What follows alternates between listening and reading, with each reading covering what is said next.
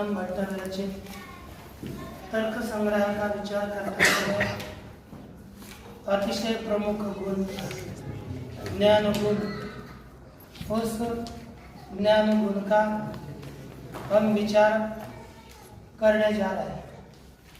ज्ञान गुण का करना एक इसका लक्षण किया, सर्व व्यवहार हेतु गुणों ज्ञान। सभी प्रकार के व्यवहार का हेतु जो गुण है उसे ही बुद्धि कहते हैं। यह बुद्धि दो प्रकार की है, स्मृति अनुभवश्च, स्मृति रूप बुद्धि और अनुभव रूप बुद्धि। यह बताया। अब स्मृति क्या चीज है और अनुभव क्या चीज है, यह हमको दिखता है। तो स्मृति देखिए, संस्कार मात्र जन्यम ज्ञानम स्मृति, संस्कार मात्र जन्यम ज्ञानम स्मृति, संस्कार मात्र जन्यम ज्ञानम स्मृति, संस्कार मात्र जन्यम ज्ञानम स्मृति, संस्कार मात्र जन्यम ज्ञानम स्मृति। ये स्मृति का लक्षण किया। जो केवल संस्कार से ज्ञान उत्पन्न होता है उसे कहते हैं स्मृति। तो इसका लक्षण आकर लेंगे तो क्या होगा, संस्कार मात्र जन्यत्वे सति ज्ञानत्वं स्मृतेर लक्षणम।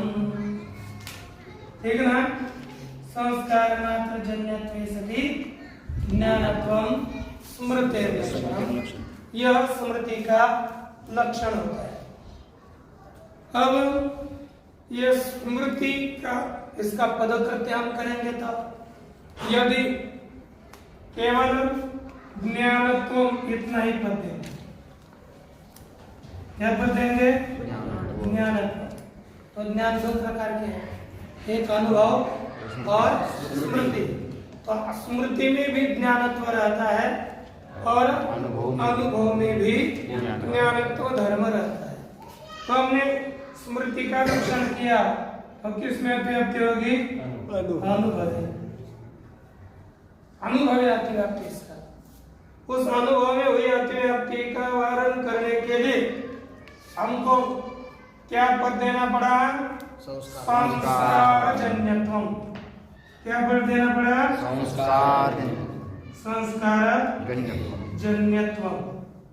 तो लक्षण क्या हो जाएगा, संस्कार जन्यत्वे सति ज्ञानत्वं स्मृतेर लक्षणम। अब हम अनुभव में अतिव्याप्ति नहीं होगी। जो अनुभव होता है वह इंद्रिय जन्य है। अनुभव इंद्रिय जन्य, यह अनुभव इंद्रिय जन्य है ना।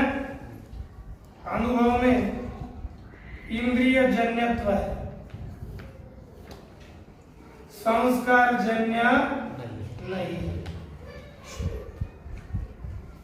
अनुभव में संस्कार जन्यत्व नहीं रहेगा, केवल इंद्रिय जन्यत्व है। इसलिए इंद्रिय ज्ञानत्व अनुभव में है लेकिन संस्कार जन्यत्व नहीं है, इसलिए अनुभव में अब अतिव्याप्ति नहीं होगी। और स्मृति में तो क्योंकि क्या होता है, जब हमको किसी का भी स्मरण होता है तब हमने किसी न किसी रीति से उसका पहले अनुभव किया होता है। पहले हमने अपने माँ बाप को देखा है, यहाँ आकर आने के बाद आनंद में उनका स्मरण आ गया, अभी आया मैंने आपको उद्बोधन किया तो है ना, स्मरण करवाया तो तुरंत उनका चित्र अपने आगे आता है कि नहीं। ये क्यों, संस्कार अपने अंतःकरण में उनका पड़ा हुआ है। आपके पिछले जन्म के माँ बाप, उनका स्मरण करो। संस्कार है, पढ़े हैं, लेकिन वो उद्बुद्ध नहीं हो रहे। देखो, जिसको आपने देखा ही नहीं, जैसे काशी में अभी मंदिर बना हुआ है, देखा है कभी? नहीं। हाँ, चित्र में देखा हुआ है, लेकिन वहाँ का अंदर का कैसा सा हम लोग जाएंगे तो पहले जैसा था, पहले उसका जो कॉरिडोर बना ना, अब थोड़ा बड़ा किया है। पहले का चित्र काशी जी की मूर्ति की कितनी संकरी गली थी, कितना छोटा था, ये हमको स्मरण करने से सब कुछ आता है, क्योंकि अनुभव पहले करा, उसका संस्कार हमारे अंतःकरण में था, इसलिए स्मरण होता है। जिसको हमने देखा ही नहीं, अनुभव किया ही नहीं, उसके संस्कार नहीं होंगे और स्मरण नहीं होगा। स्मरण कभी भी संस्कारों से ही उत्पन्न होता है। तो ये स्मृति में संस्कार जन्यत्व है और ज्ञानत्व है, दोनों भी धर्म स्मृति में है, कोई दोष नहीं। लेकिन एक समस्या है, यदि हम संस्कार मात्र जन्यत्व इतना लक्षण करेंगे तो ये अपने पास ज्ञान है, उसको कहते हैं प्रत्यभिज्ञा प्रत्यक्ष। प्रत्यभिज्ञा प्रत्यक्ष यह अनुभव है। क्या होता है, जैसे उसका उदाहरण देंगे, स्वयं देवदत्ता, स्वयं देवदत्ता, यह उदाहरण है, क्योंकि वही यह देवदत्ता। अब देखो मराठी में तोच हा देवदत्ता, हिंदी में वही यह देवदत्ता है, अर्थात सहज अर्थ है, हमने दूर कहीं देखा होगा। स्मरण देखो, आपके लिए खड़ा कोई आपके गांव का आदमी आए, कहीं कहीं आप चले गए, उसको देखा था, लेकिन आप क्या बोलते हो, अरे वही आदमी है जिसको हमने उस पर्वत पर देखा था, है ना? यही बोलोगे, वही यह आदमी है, ये बताया। तो यहाँ पर देखो, वही इस अंश में अथवा मराठी में इसे तो कहेंगे, और यह मराठी में हा कहेंगे। मराठी में तो हा देवदत्त, हिंदी में वही यह देवदत्त। यहाँ पर जो सह अंश है, इस अंश में हमारे अंतःकरण में संस्कार है, स्मरण हो रहा है ना, ये कुछ भी देवदत्त पूर्व का स्मरण हो रहा है और अभी प्रत्यक्ष है। तो ये ज्ञान संस्कार से भी उत्पन्न हुआ है, तभी तो वह कह है, और प्रत्यक्ष यह कह है, ये आगे, तो यह प्रत्यक्ष भी है ना? वही है ना, कल परसों आई थी ये छोटी, है कि नहीं? वही है ना? तो ये क्या, ये एक अंश में क्या हो गया, संस्कार से जन्य हो गया, और एक अंश में इंद्रिय जन्य। ये जो हम आगे दिख रहे हैं इंद्रिय जन्य, और वही है ये संस्कार से ज्ञान हुआ। तो यह ज्ञान संस्कार जन्य भी होता है और इंद्रिय जन्य भी है। तो प्रत्यभिज्ञा प्रत्यक्ष संस्कार इंद्रिय उभय जन्य है। संस्कार इंद्रिय उभय जन्य कौन है? प्रत्यभिज्ञा प्रत्यक्ष। तो इस प्रत्यभिज्ञा प्रत्यक्ष में संस्कार जन्यत्व है और ज्ञानत्व भी है। तो हमने किसका लक्षण किया था? स्मृति का। किसका बेटा? और किसमें चला गया? प्रत्यभिज्ञा प्रत्यक्ष में किया स्मृति का लक्षण और गया प्रत्यभिज्ञा प्रत्यक्ष में। तो क्या दोष हो गया? अतिव्याप्ति। तो अतिव्याप्ति का वारण करने के लिए लक्षण में मात्र पद देना पड़ेगा। संस्कार मात्र जन्यत्वे सति ज्ञानत्व। अब देखो ये जो प्रत्यभिज्ञा प्रत्यक्ष है ये कैसे जन्य है?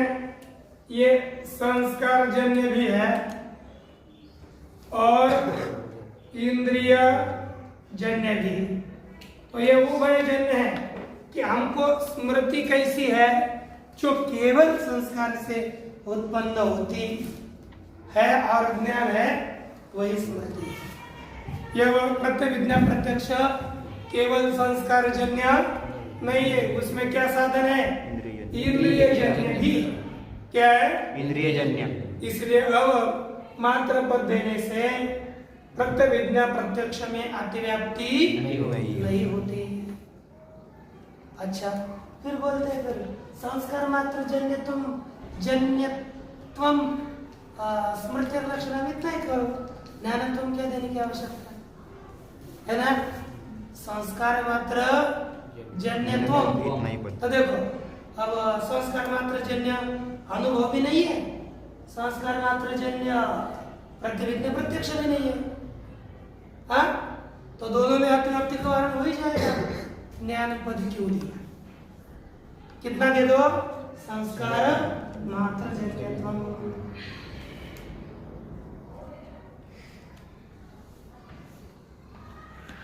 इतना ही लक्षण करो।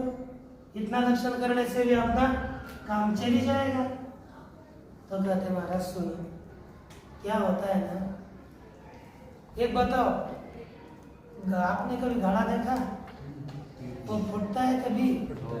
तो घड़े का नाश, क्योंकि देखो अपने नाश के प्रति स्वयं हम कारण होते हैं। ये अपना प्रमाण, आप अपने घातक है ना? वो दरेत आत्मनात्मानम, जान दो आप अपने घातक, इतना हमको चाहिए। गाढ़ा नहीं होता तो उसका नाश हो जाता है। हाँ, यदि आप नहीं होते तो मरते क्या? हाँ, कोई भी हो, नहीं कोई आदमी होता तो उसका नाश होता। अर्थात घड़े का नाश का कारण मारने वाला तो है ही है, लेकिन स्वयं भी तो है। स्वयं नहीं होता तो कैसे मरता? हाँ, तो घड़ा जो फोड़ने वाला वो तो निमित्त कारण है फोड़ने का, लेकिन उपादान कारण तो स्वयं घड़ा है ना फूटने का। यदि घड़ा ही नहीं होता तो फूटता ही कैसे? तो घड़ा फूटने का कारण है कि नहीं? इसलिए कहा जाता है स्वनाशम प्रति प्रतियोगिना कारणत्वम लिखन्तु। स्वनाशम प्रति प्रतियोगिना कारणत्वम।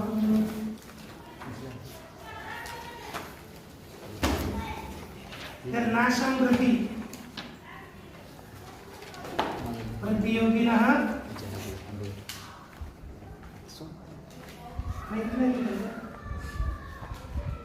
नाशम प्रति प्रतियोगिना कारणत्व। नाश के लिए प्रतियोगी कारण होता है।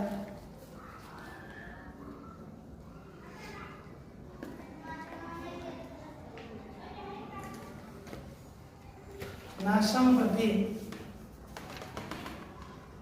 प्रतियोगिना कारणत्वम। अर्थ क्या हो गया? नाश के लिए प्रतियोगी कारण है। नाश के लिए प्रतियोगी कारण है। तो देखो घट का नाश हो रहा है, तो घट के नाश का कौन कारण है? घट के नाश का प्रतियोगी कौन है? घट। तो अब देखिए घट का नाश किम जन्य हो गया? घट जन्य हो गया। अब घट का नाश किम जन्य हो गया? अब वैसे ही बताओ संस्कार का नाश किम जन्य हो गया? संस्कार का नाश संस्कार मात्र जन्य है कि नहीं? तो संस्कार मात्र जन्य तो करेंगे तो किसमें अतिव्याप्ति होगी? संस्कार के ध्वंस में, संस्कार के नाश में, है ना? केवल हम संस्कार मात्र जन्य तो करेंगे और किसमें अतिव्याप्ति होगी? संस्कार ध्वंस में। संस्कार ध्वंस से अतिव्याप्ति, उसका वारण करने के लिए क्या पद देना पड़ेगा? ज्ञान। क्योंकि ध्वंस ज्ञान नहीं, संस्कार जन्य होकर जो ज्ञान हो वही श्रुति है। अब पढ़ो बाबा, अब गजानन पढ़ो, 15 दिन चेंज करते हैं। संस्कार ध्वंसी अतिव्याप्ति वारणाय ज्ञानमिति।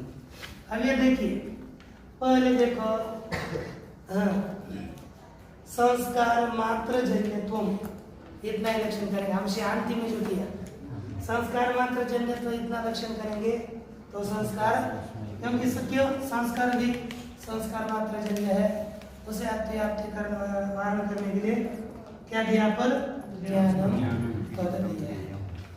ये समझ में आता है ना? आगे अनुभवे अतिव्याप्ति वारणाय संस्कार जन्यम इति।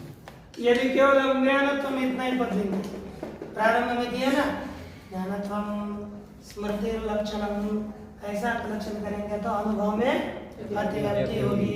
उस अतिव्याप्ति का वर्णन के लिए देख लिया, संस्कार जन्यत्व पद दिया तो लक्षण बन गया संस्कार जन्यत्व स्थिति ज्ञानत्वम।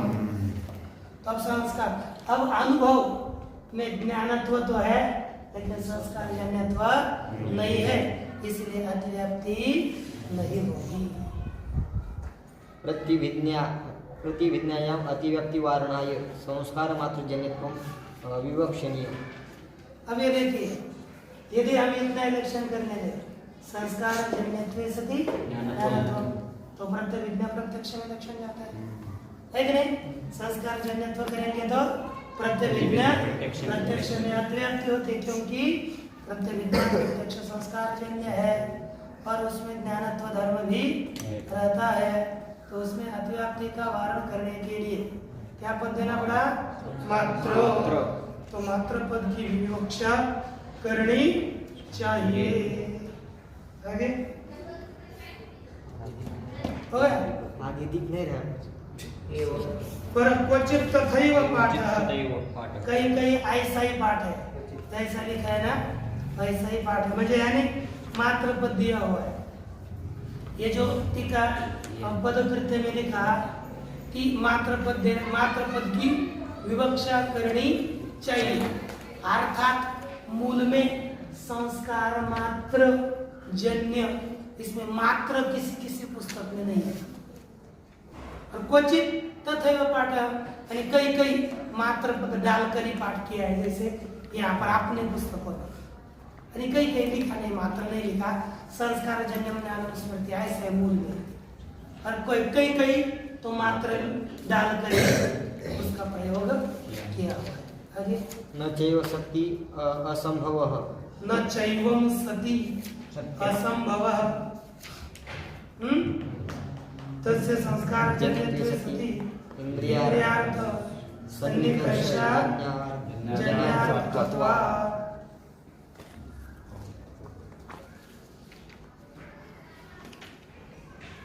कहते हैं कि संस्कार मात्र जन्यत्व सति ज्ञानत्व, ऐसा करने के तो असंभव हो जाएगा, कहते नहीं, ऐसा करेंगे तो असंभव नहीं हुआ। क्यों? कहते हैं तस्य संस्कार जन्यत्वे सति, तस्य अर्थात स्मृति ज्ञान से, जो स्मरण ज्ञान है ना वह ज्ञान संस्कार जन्य है कि नहीं? स्मरण और इंद्रिय और अर्थ, इंद्रिय अर्थ सन्निकर्ष उससे उत्पन्न होता है। अरे मैं बोलता हूँ स्मरण, आपको मैं आगे देता हूँ, पंढरपुर का खाम देखा है? गरुड़ खाम और आड़ी नदी है।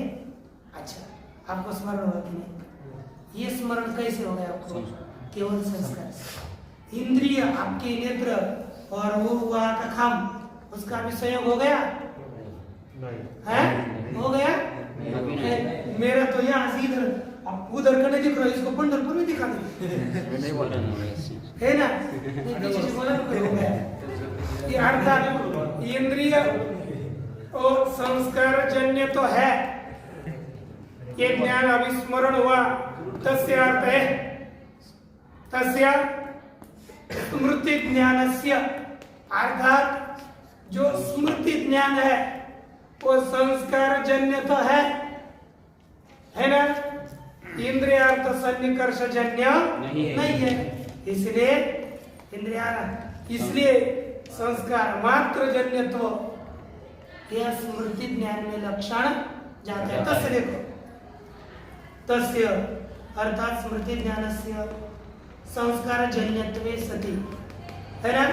संस्कार जन्य होते हुए इंद्रियार्थ सन्निकर्ष अजन्यार्थकत्व है ना, वह अजन्य इंद्रियार्थ सन्निकर्षा जन्यत्व, यही इसका इंद्रियार्थ इंद्रिय संस्कार मात्र जन्यत्व का अर्थ क्या है पता है? जो ज्ञान सन्य संस्कार जन्य है और इंद्रिय और विषय के संबंध से जन्य नहीं है, ऐसा ज्ञान उसे कहते हैं स्मृति। ऐसे ज्ञान को कहते हैं स्मृति।